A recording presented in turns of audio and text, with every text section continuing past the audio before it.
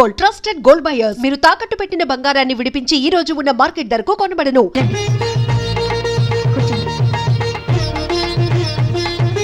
Aunty, నేను అసలు మీ fan తెలుసా? మిమ్మల్ని ఫస్ట్ టైం చూసినప్పుడే మీలాంటి అమ్మ నాకు లేదే అని చాలా అన్హ్యాపీగా ఫీల్ అయ్యాను. తర్వాత హ్యాపీగా ఫీల్ అయ్యాను అనుకోండి. ఎందుకంటే అమ్మగా మిస్ అయినా అత్తగా దొరికారు కాబట్టి. నీకు అత్తయ్యగా ఉండే అర్హత నాకుందేమో కానీ నీకు భర్త అయ్యే అర్హత మాత్రం మా వాడికి లేదు. ఆంటీ, అవునమ్మా, నీ ప్రేమలో నిజాయితీ ఉంది, వాడి ప్రేమలో స్వార్థం ఉంది. నాకు తెలుసమ్మా, ప్రేమ మనుషుల్ని బ్రతికిస్తుందని, కానీ డబ్బు మనుషుల్ని నడిపిస్తుంది. కొంతమందికి ఆ ప్రేమ విలువ తెలియదు కాబట్టే ఆ డబ్బుకే విలువ ఇస్తారు. అలాంటి వాళ్ళలో నా కొడుకు ఒకడు. నీ దగ్గరికి వచ్చి నువ్వు మేయర్ కూతురు అన్న విషయం తెలియదని చెప్పాడా? అవునండి. కానీ నువ్వు మేయర్ కూతురు అన్న విషయం తెలిసే నిన్ను ప్రేమలోకి దింపాడు. బిడ్డ తప్పు చేస్తే ఏ తల్లైనా బిడ్డనే సమర్థిస్తుంది. కానీ నా కొడుకు సమర్థించుకునే తప్పుల్ని దాటిపోయి అసహించుకునేంత స్థాయికి ఎదిగిపోయాడు. అందుకే నీ దగ్గరికి వచ్చి వాడి గురించి నిజం చెప్తున్నాను. మాటలతో మనుషుల్ని ఆకర్షించుకునే కెపాసిటీ వాడుకుంది. చిన్నప్పుడు వాడికి మాటలు బాగా రావాలని నేనే వాడికి పసపోసాను. కానీ ఆ మాటలే నీలాంటి ఆడపిల్ల జీవితాన్ని తలకింద చేస్తుందని నేను ఊహించలేదు. వేణు గురించి మీరు ఇలా చెప్తుంటే నేను నమ్మలేకపోతున్నానంటే. వాడికి నీకు పరిచయం రోజుల్లోనే ఉంది, కానీ కన్న తల్లిగా వాడితో నాకు సంవత్సరాల అనుబంధం ఉంది. వాడి గురించి నీకన్నా నాకే ఎక్కువ తెలుసు అనుకుంటాను. తల్లిగా వాడిని మార్చాలని ఎంతో ప్రయత్నించాను, కానీ మార్చలేకపోయాను. నా మాట విని వాడిని మర్చిపోతే నీ జీవితం బాగుంటుంది. వాడిని నమ్మితే నీ జీవితాన్ని నువ్వు మర్చిపోవాల్సి వస్తుంది. ఆంటీ, ఆంటీ, మీరు కూడా విన్నదానివి నీకే ఇంత బాధగా ఉంటే కన్న కొడుకు గురించి ఇలా చెప్పాల్సి వచ్చినందుకు నాకెంత బాధగా ఉంటుంది.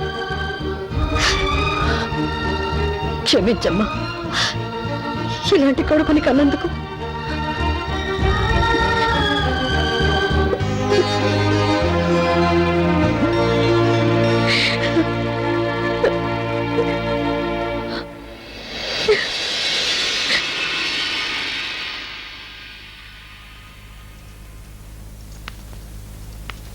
అమ్మా లక్ష్మీదేవి,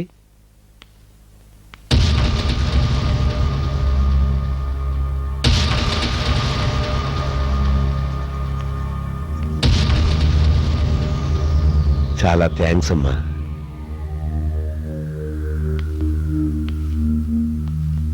నాకు చాలా శ్రమ తగ్గించావమ్మా. నా చేతులకి మట్టి కాకుండా, నా కూతురు నాకు దూరం కాకుండా నా సమస్యని పరిష్కరించాం. ఇన్నాళ్ళు మాయ మాటలు చెప్పడంలో, మభ్యపెట్టడంలో మా రాజకీయ నాయకులను మించిన వాళ్ళు ఎవరూ లేరనుకున్నాను.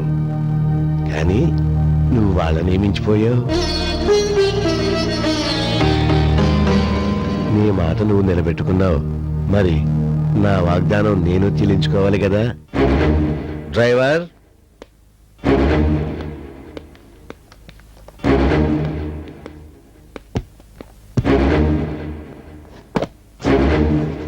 ఇందులో 25 లక్షలు ఉన్నాయి.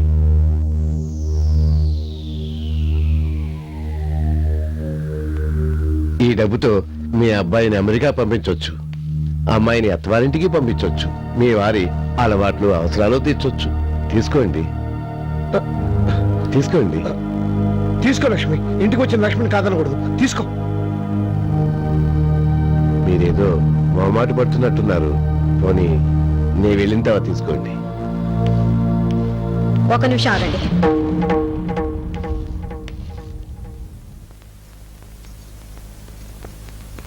మీ డబ్బు మీరు తీసుకెళ్ళండి. బేరసారాలతో మనుషుల్ని మార్చడానికి ఇది రాజకీయాలు కాదు, జీవితాలు. నువ్వు ఇస్తానన్న డబ్బుకు ఆశపడి నా కొడుకు దుర్మార్గుడని నీ కూతురు చెప్పాను అనుకున్నావా? కాదు, 2 నిమిషాల్లో యాక్సిడెంట్ చేసి నా కొడుకుని చంపుతానని చెప్పావే, అందుకు భయపడి అబద్ధం చెప్పాను. కూతురు ప్రేమకి సమాధి కట్టి స్థాయికి మీరెదిగినా కొడుకు ప్రేమను అమ్ముకునే స్థితికి నేను దిగజాలేదు. ఆ రోజు మీ ఆస్తి ఏమిటి, అంతస్తు ఏమిటని అడిగారు. హోదాల కోసం, అధికారాల కోసం పరిగెత్తే అంతస్తు మీది, ప్రేమల మమకారాలు పంచుకుని బతికే అంతస్తు మాది. మీ అంతస్తులన్నీ ఏలం వేసినా, మీ పదవులన్నీ కట్నాలుగా ఇచ్చినా నా బిడ్డ లాంటి వాణ్ణి మీ కూతురికి భర్తగా తెచ్చుకోలేను. మీ హోదా, మీ డబ్బు నా బిడ్డకి దిష్టి తీయడానికి కూడా పనికిరాదు. తీసుకెళ్ళండి. లక్ష్మి, పెద్ద మనిషి అనే గౌరవం లేకుండా ఏమిటా మాటలు? సార్, కన్నతల్లి కడుపు కదా, కాసేపు అన్నం గిన్నెలా ఉడుగుతుంది, ఆ తర్వాత చల్లారిపోతుంది. జీవితంలో ఒకటి పోగొట్టుకుంటే కానీ రెండోది రాదంటారు. ఎలాగో కొడుకు ప్రేమ నష్టపోయాం, వచ్చిన డబ్బైనా జాగ్రత్త చేసుకోవాలి కదా. అవునంకుల్, అమ్మ ఆవేశంలో అలా అనేసింది. ఇప్పుడు అన్నయ్య గురించి బాధపడుతున్నా ఆ తర్వాత డబ్బుతో మా అందరి జీవితాలు బాగుపడినందుకు సంతోషించేది ఆవిడేగా. పాపం మా అన్నయ్య కష్టపడి డబ్బు సంపాదించి నన్ను ఫారెన్ పంపించాలనుకున్నాడు. చివరికి ఆయన కోరిక మీ వల్ల తీరుతుంది.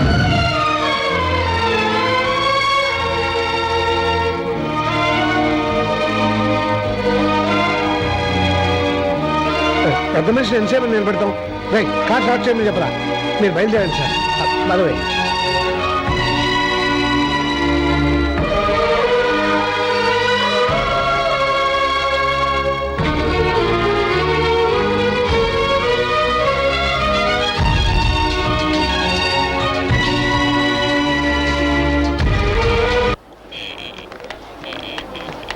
దివ్య, దివ్య ఆగు.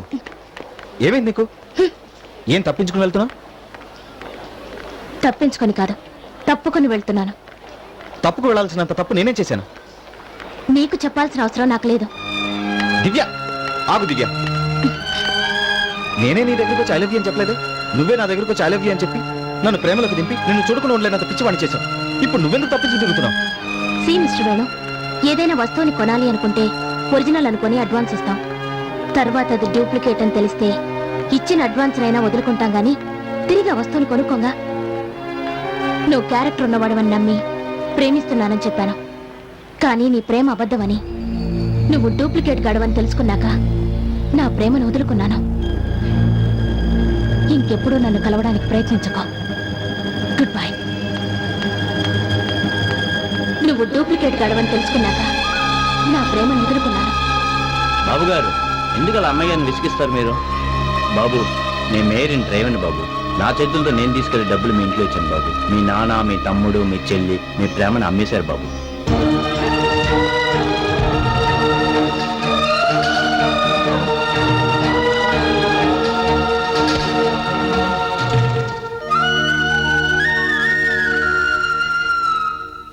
ఒరే, ఏమిట్రా బట్టలు సర్దుకుంటున్నావు? నిన్నే ఏమిట్రా, ఎక్కడికి వెళ్తున్నావు? వేణు, చెప్పు వేణు. ఒరే చెప్పరా, ఎక్కడికి వెళ్తున్నావు? చెప్పరా, చెప్పు. ఇంట్లో ఉండాలంటే భయంగా ఉంది. దేనికి? నా ప్రేమను అమ్మేసినట్టు నన్ను అమ్మేస్తారేమోనని. వేణు, అవును, నేను ఇంట్లో ఎవరి కోసం ఉండాలి?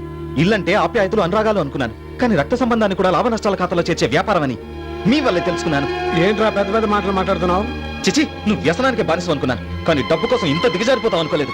ఏం దిగజారిపోయాను రా? నిన్ను కని పెంచి 25 ఏళ్ళు పోషించాను. ఈ ఇంటిని నిలబెట్టడానికి ఆ మాత్రం నేను అడ్డు పెట్టుకోవడం తప్ప? కసాయి వారైనా కొన్నవాటిని చంపుతారు కానీ కన్నబిడ్డల్ని చంపుకోరు. కానీ మీరు అన్నిటికీ తెగించారు. నువ్వేమైనా అనుకో, నువ్వు ఒక్కడే కాదు, నాకు మిగతా బిడ్డలు కూడా ముఖ్యం. వాళ్ళ సుఖక్షేమం చూడాల్సిన ధర్మం నాకుంది. నా సర్టిఫికెట్స్ అన్ని తీసుకెళ్లి ఓ క్వార్టర్ బాటిల్కి డబ్బులు ఇస్తే కానీ తిరిగి ఇవ్వనన్నా చూడు, అప్పుడే నువ్వెంత గొప్ప ధర్మాత్ముడో అర్థమైంది. ఎందుకనే అంతగా ఎమోషన్ అవుతావు? లాయర్ గా నీ జీవితం మొత్తం మీద సంపాదించలేని డబ్బు లవ్ పేరుతో వచ్చేసింది. ఏయ్! ఛీ!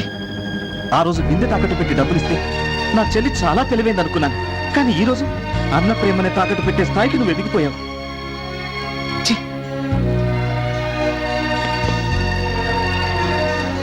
ఒరేయ్, నిన్నెంత కష్టపడైనా చదివించి విదేశాలకు పంపించాలనుకున్నాను రా.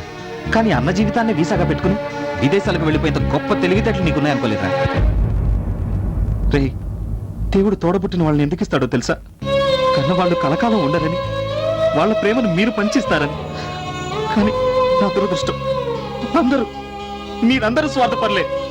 వేణు ఒక మాట. వద్దమ్మా, ఇంకేం చెప్పొద్దు. ఎవరికైనా దెబ్బ తగిలితే అమ్మ అని ఏడుస్తారు, కానీ ఆ అమ్మే దెబ్బ కొడితే ఎవరిని తలుచుకోవాలి, ఎవరికి చెప్పి ఏడవాలి? నీకు తెలీదమ్మా.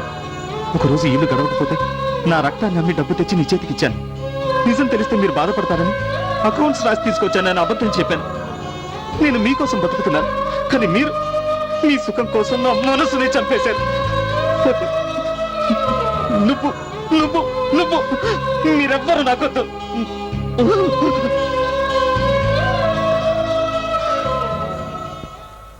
దివ్య,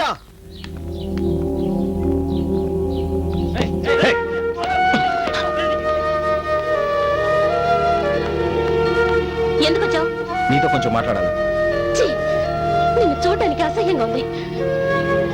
Get out. ప్లీజ్ దివ్య, నేను చెప్పేది విను. నేను వినను వినను వినను. అది కాదు దివ్య, నేను నువ్వు ఇక్కడి నుంచి వెళ్తావా? మెడపట్టి బయటికి గెంటించమంటావా? దివ్య, సెక్యూరిటీ, అడ్డమైన వాళ్ళని కాంపౌండ్ లోకి అడుగు పెట్టనివ్వకండి. ముందు తన్ని బయటకు పంపించండి.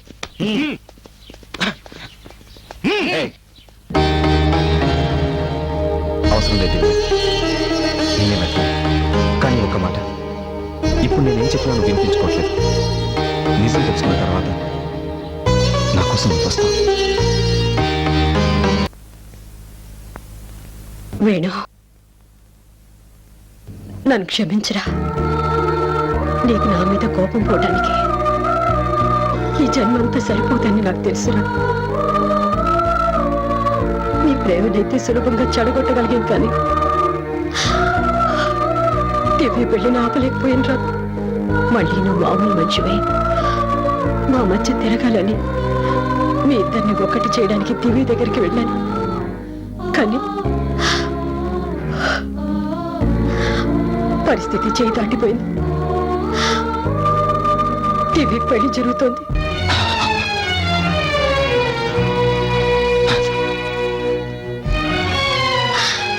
వేణు వేణు వేణు,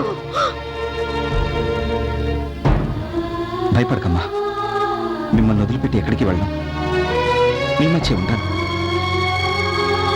మీరు చేసిన ద్రోహం తలుచుకుంటూ, చావాలేక బతుకుతూ, మీ మధ్య తిరుగుతూ నేను మీ ముందే పతనమైపోవాలి. ప్రతి క్షణం నేను అనుభవించిన నరకం మీరు చూడాలి.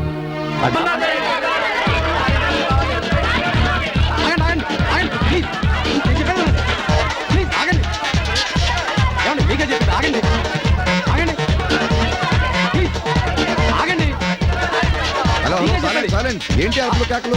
ఇదేంటి ఇల్లు అసెంబ్లీ హాల్? ఇది ఇల్లే సార్, కానీ మేము ప్రెస్ వాళ్ళం. మీ ఇంటర్వ్యూ కావాలి sir. No no no no no, నేను ఈ ఇంటర్వ్యూలకు చాలా దూరమని మీకు తెలుసు అనుకుంటాను. తెలుసు సార్.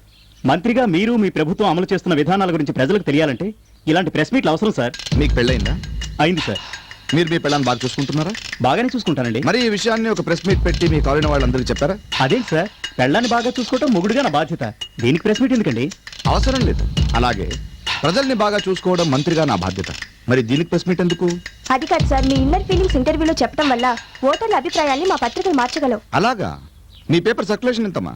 1,00,000. మీది? 2 లక్షలు. మీది? 3 లక్షలు. మీది? 4 lakhs. చాలు చాలు చాలు. 7 కోట్ల ఆంధ్రుల్లో సంతకాలు చేయడం వచ్చిన వాళ్ళు 3 కోట్ల మంది. అందులో పేపర్ చదివే వాళ్ళు 1 కోటి మంది. అందులో ఫ్రంట్ పేజ్ పక్కన పెట్టి చివరి పేజీల్లో తెండూల్కర్ సెంచరీ కొట్టాడా, గంగూలీ ఎవరితో తిరుగుతున్నాడు, ఎవరు మ్యాచ్ ఫిక్సింగ్ చేసి దేశాన్ని అమ్మారు అని చదివేసి పేపర్ మడత పెట్టేసే వాళ్ళు సగం మంది. మిగిలిన వాళ్లలో సగం మంది ఓటు వేయరు, మిగతా సగం మంది ఓటు వేయడానికి పేపర్ చదువురు. మళ్ళీ ఎందుకమ్మా ఇంటర్వ్యూలు? సరే సార్, మీరు ఇంటర్వ్యూ ఇవ్వద్దు, కానీ ఒకే ఒక్క ప్రశ్నకు సమాధానం చెప్తారా? అడగండి. మీ ప్రభుత్వం అవినీతి ఆరోపణలు ఎదుర్కొంటుంది కదా, వచ్చే ఎన్నికల్లో మీ పార్టీ మళ్ళీ అధికారంలోకి వస్తుందంటారా? దేనికైనా టైం బాగుండాలమ్మా. గత 20 ఏళ్లుగా కర్ణాటక, తమిళనాడు రాష్ట్రాల చీఫ్ మినిస్టర్స్ మారారు. కానీ 2 రాష్ట్రాలని గడగడలాడిస్తూ బెదిరిస్తున్న వీరప్పన్ మారాడా? 300 మంది ఎమ్మెల్యేలు చీఫ్ మినిస్టర్ని మార్చారు. కానీ 25,000 మంది పోలీసులు వీరప్పన్ పొజిషన్ మార్చారా? టైం. అక్కడ ప్రభుత్వానికి గుడ్ టైం, వీరప్పనికి బ్యాడ్ టైం. టైం బాగుంటే కొన్ని కోణాల్లో కుంభకోణాలే ప్లస్ అవుతాయి. మీరు సార్ రేపు ఆగస్టు 15 కదా సార్, మీ చేత జంక్షన్ లో జెండా ఎగరించాలని వచ్చారు సార్. ఓ, నేను జెండా ఎగరేయాలా? అవును సార్. నాకు ఈ ప్రెస్ మీట్లే కాదు జెండా వందనాలన్న ఇష్టం లేదని వాళ్ళకి చెప్పొచ్చు కదా. అదిగా సార్. ప్లీజ్ సార్, అసలు జెండా అంటే 3 రంగుల గుడ్డ ముక్క కాదు, మన దేశ గౌరవం, ప్రతిష్ట. ఏ దేశభక్తుడో స్వతంత్ర సమర యోధుడు ఎగరవేస్తే అది హిమాలయాలంత ఎత్తున ఎగురుతుంది. నాలాంటి రాజకీయ నాయకులు ఎగరవేస్తే అది ఎలక్ట్రిక్ పోలంత ఎత్తుకు ఎగిరి ఆగిపోతుంది. జాతీయ జెండా రెపరెపలాడాలి గాని మా చేతుల్లో పడి లబలబలాడకూడదు. Sir, you are really great. జెండా వందనం గురించి ఇంతగా ఆలోచించిన మీరు నిజంగా మాకు ఇంటర్వ్యూ ఇవ్వకపోయినా పర్వాలేదు sir.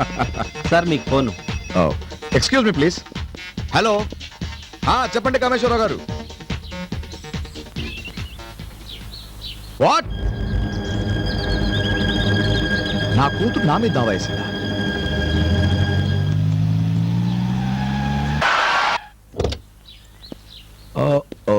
No no no no no. ఏమా భయపడ్డావా? యా. తాత ఇంట్లో లేడా? మీరెవరు? Oh my god, bad luck. నా బిడ్డకి నేనెవరని చెప్పుకోవాల్సిన దురదృష్టం వచ్చింది. నేను మీ డాడీని.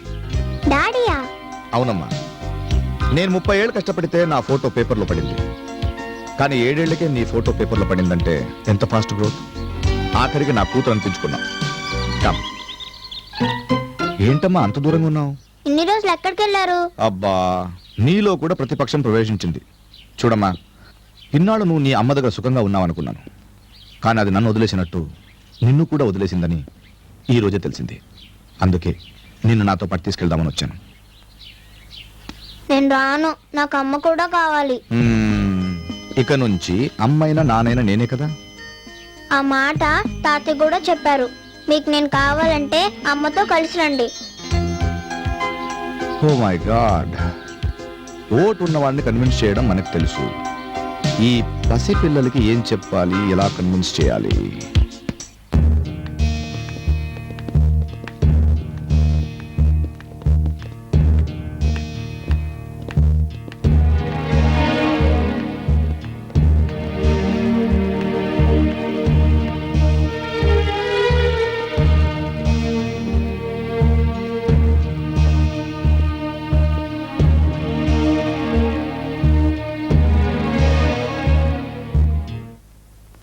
ప్రొసీడ్.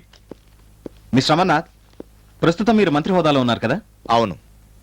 ఎంతో మంది ప్రజలకు న్యాయం చేయగలిగే పొజిషన్లో ఉన్న మీరు మీ కన్నబిడ్డను వదిలి వెళ్లడం అన్యాయం అనిపించలేదా? ఇదే ప్రశ్న 7 ఏళ్ల నుంచి నన్ను వేధిస్తోంది. నా భార్య వల్ల నాకే అన్యాయం జరిగితే ఏం చేయలేకపోయాను. ఇక కన్నబిడ్డకే న్యాయం చేయగలను.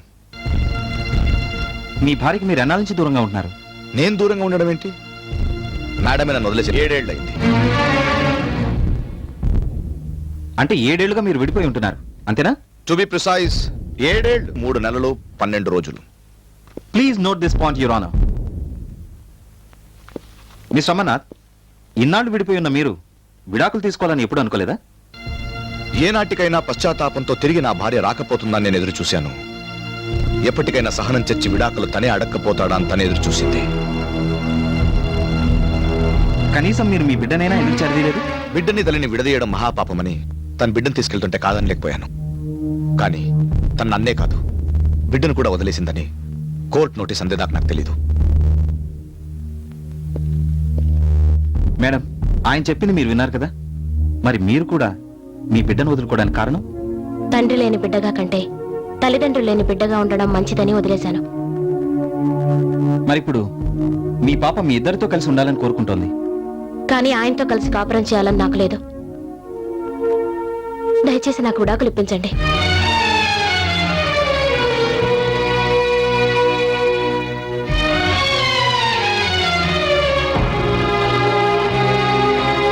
మిస్టర్ అమర్నాథ్, మీ ఆవిడ మీ నుండి విడాకులు కావాలని కోరుతున్నారు. దీనికి మీరేమంటారు? ఏం చెప్పాలి సార్? ప్రపంచంలో ఏ భర్త అయినా భార్య కోరుకుంటే బంగారం కొనిస్తాడు, చీర కొనిస్తాడు.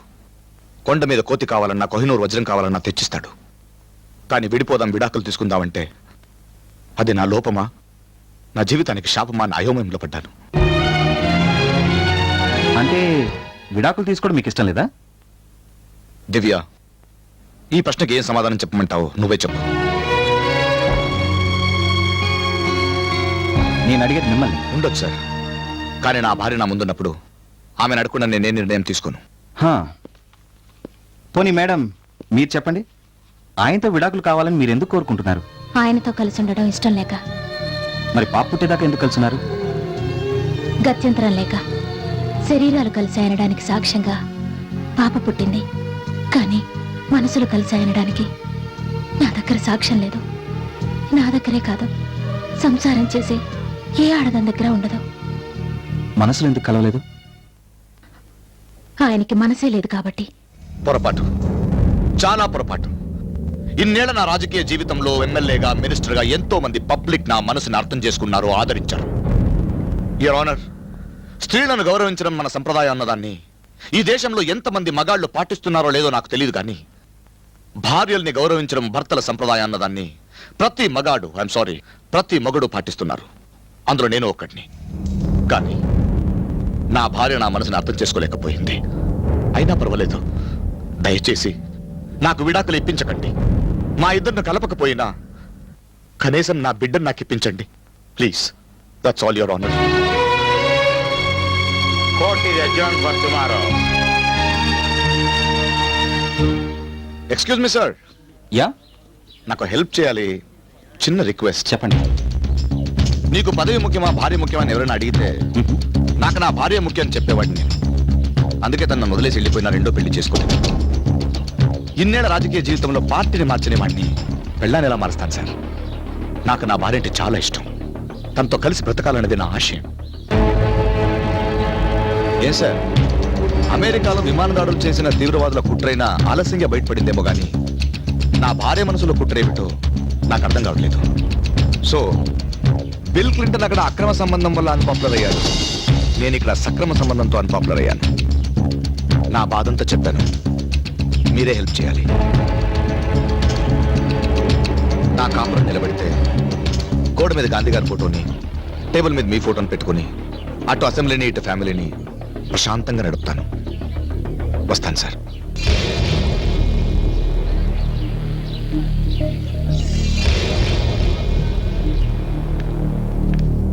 రామ్మా,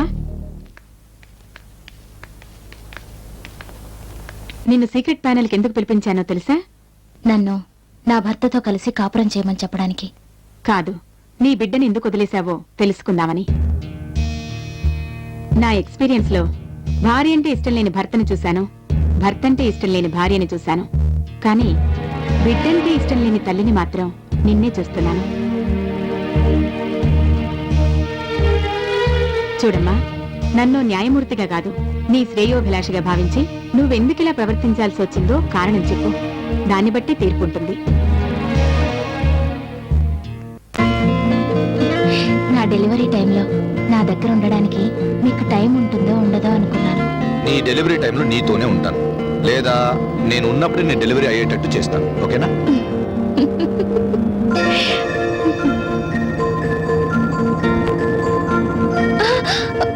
ఏమండి, స్పీడ్ తగ్గించండి, కొంచెం మెల్లగా వెళ్దాం. లక్షలు పోసి కారు కొనేది స్పీడ్ గా వెళ్ళడానికి. స్లోగా వెళ్ళాలంటే ₹2 సిటీ బస్ వెళ్ళొచ్చు కదా.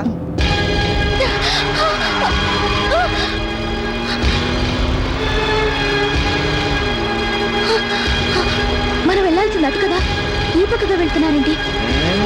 తప్పట్లేదు, పక్కకి వెళ్ళొద్దు మామ అంటే నా మాట వినకుండా పక్కకి వెళ్ళాడు. రూట్ మారితే ప్లేట్ మారుతుందని నేను హెచ్చరించిన నన్ను రాంగ్ రూట్ పంపించాను. ఏంటండి మీరు అనేది? పోస్ట్ నన్ను నామినేట్ చేయమని మీ నాన్న అడిగితే సద్దాం హుసేన్ పేరు నన్ను చూశాడు. సద్దాం హుసేన్ తన అల్లుడిని చంపేశాడని మీ నాన్నకు నేను భయపడాలా? అందుకే నేను మామూలు అల్లుడిని కాదు ప్రూవ్ చేయడానికి ఒక చిన్న డ్రైవ్ చేస్తున్నానే. ఏంటా రియాక్షన్? నీ రియాక్షన్ డైలాగ్ ఏంటో చెప్పనా? శ్రీరామచంద్రుడు లాంటి భర్త ఇలా మారిపోయాడేంటా అనే కదా. ఇది రాజకీయం విద్య.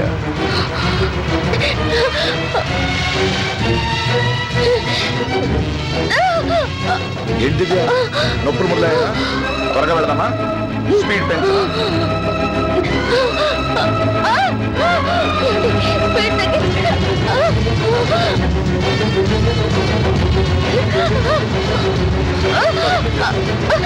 మీ నాన్న అల్లుంటే రాజమార్గంలో వెళ్ళమన్నారు కానీ కబ్జా మార్గంలో వెళ్ళమంటున్నారు.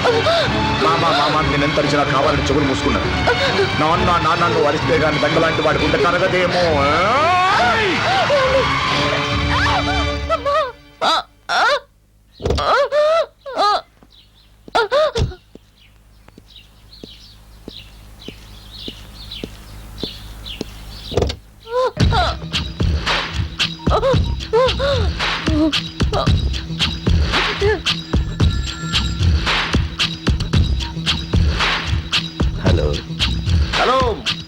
మేయర్ మామగారు, మీ ముద్దుల అల్లుండి మాట్లాడుతున్నాను.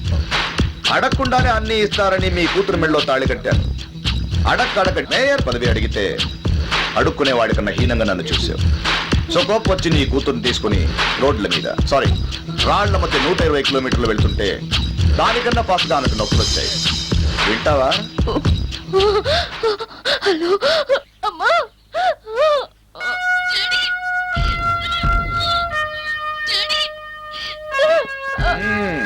విన్నావా? మేయర్ పదవి లేనప్పుడు నేను మెలకులు తిరిగానుగా, అలాగే నీ కూతురు పాపం ఇక్కడ మెలకులు తిరుగుతోంది. నువ్వు అక్కడ నా పేరు నామినేట్ చేసావనుకో, ఇక్కడ భద్రంగా హాస్పిటల్కి తీసుకెళ్తాను. నా మాటికి ఎదురు తిరిగావనుకో, ప్రసవం కష్టమైన నీ కూతురు, పుట్టడం కష్టమైన నీ మనవరాలు చచ్చి మార్చరీకి వెళ్తారు. పెద్దోడివి, అర్థం చేసుకో.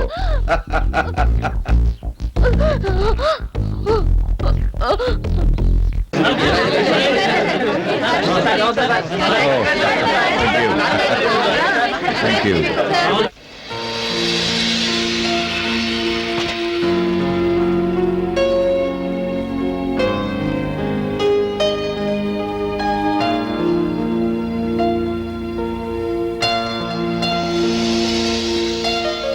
హలో దివ్య,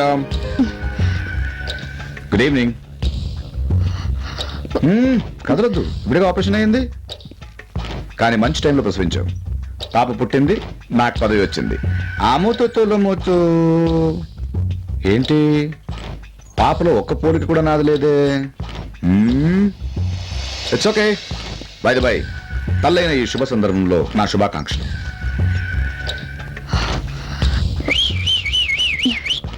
ఏంటా రియాక్షన్? నీ రియాక్షన్కి డైలాగ్ ఏంటో చెప్పనా? నువ్వు తల్లైన సందర్భంలో అన్నాను గాని నేను తండ్రైన సందర్భంలో అనలేదు. అదేగా నీ బాధ? ఏ తండ్రైనా ఒకరు లేక ఇద్దరు బిడ్డలుంటే చాలంటారు. కానీ ఏ బిడ్డకైనా ఒకరు లేక ఇద్దరు తండ్రులు ఉండొచ్చని నువ్వే స్లోగన్ మార్చావు. ఎందుకంటే నీ బిడ్డకి ఇద్దరు తండ్రులు కదా. ఈ ఇన్ఫర్మేషన్ నాకు ఎలా తెలుసని చూస్తున్నావా? అమెరికాలో చదువు కంప్లీట్ చేసి ఇండియాలో అడుగు పెట్టంగానే ఏ బిజినెస్ బాగుంటుందని ఎంక్వైరీ చేశాను. అన్ని బిజినెస్ లో పాలిటిక్సే సూపర్ బిజినెస్ అని చెప్పారు. సరే ట్రై చేద్దాం అనుకుంటున్నప్పుడు నా మేధస్సును చూసి మీ నాన్నగారు నన్ను అల్లుడిగా చేసుకున్నారు. కానీ పెళ్లికి ముందే నీకు ప్రేమ వ్యవహారం ఉందని నాకు తెలుసు. ఎందుకు తెలుసుకున్నాను అనుకుంటున్నావా? ఆఫ్టర్ ఆల్ 5 ఏళ్లు పదవిలో ఉండే రాజకీయ నాయకుల శీలం ఎలాంటిదో కనుక్కునే ఓటేస్తారు పబ్లిక్. మరి జీవితాంతం నాతో ఉండే నీ శీలం ఎలాంటిదో ఎంక్వైరీ చేయకుండానే నీ మెళ్ళో తాళి కడతానా?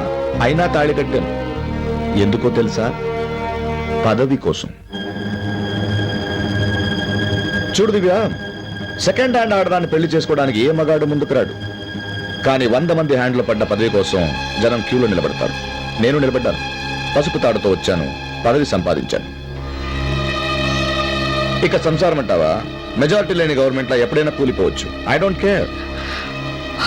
అంటే మీ స్వార్థం కోసం, అధికారం కోసం మా నాన్నకు ద్రోహం చేయడానికి నన్ను పావులా వాడుకున్నారా? చెప్పానుగా పాలిటిక్స్ అని. బాధపడుతూ. ఇన్ఫాక్ట్ ఈ పాపలో నా పోలిక ఒకటి ఉంది. అకస్మాత్తుగా సిజేరియన్ చేసి బయట తీశారు కదా, నాకు కూడా పదవి అకస్మాత్తుగా వచ్చింది. ఈ దేశంలో సగం మంది రాజకీయ నాయకులు మాలాగే అకస్మాత్తుగా వచ్చిన caesarean babies. All the best.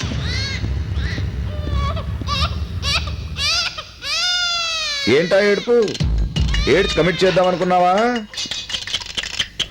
రాజకీయ నాయకుడు కమిట్ అయ్యేది సెంటిమెంట్ కాదమ్మా, సెటిల్మెంట్ కి. ఏంటా రియాక్షన్? ఆ రియాక్షన్ డైలాగ్ ఏంటో చెప్పనా? ఎగరలేను గాని లేకపోతే ఎగురు తందామనుకుంటున్నానే కాదు. ఓయ్ బాబోయ్. అరే రే మామయ్య గారు ఎప్పుడొచ్చారు? ఇప్పుడైనా ఇంతకు ముందేనా? మీరు ఇంకా పాపం చూడలేదుగా? మీ కూతురులా అందంగా ఉంది. మీరు వెంటనే చూసి వచ్చేయండి.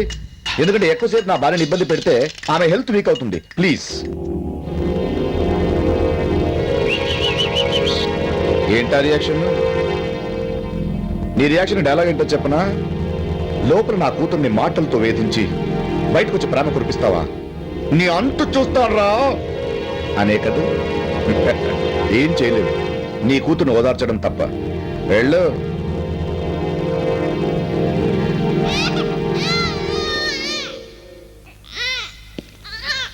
ఆ మూతలేరా చల్లపుతున్నమ్మమ్మతోరో ఏరా నాన్న గుక్క పెట్టి ఏడుస్తున్నావు ఆకలిస్తుందా? అమ్మ నీకు పాలు ఇవ్వట్లేదా? ఏయ్ పాప ఏడు వినిపించట్లేదా? పాలు ఇవ్వకుండా ఆకలితో చంపేద్దామన్నా నీ పాలిటిక్స్? పుట్టగానే ఇద్దరు తండ్రులని ముద్ర పడింది. ఇక ముందు అవమానాలు అపనిందలతో పెరిగే కంటే అది చచ్చిపోతేనే సుఖపడుతుంది. ఏంటి మైక్ లేకుండా ఉపన్యాసాలు చెప్తున్నావు?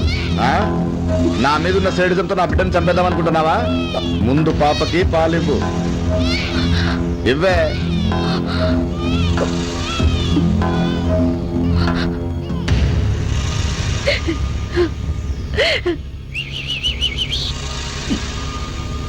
ఏంటా రియాక్షన్?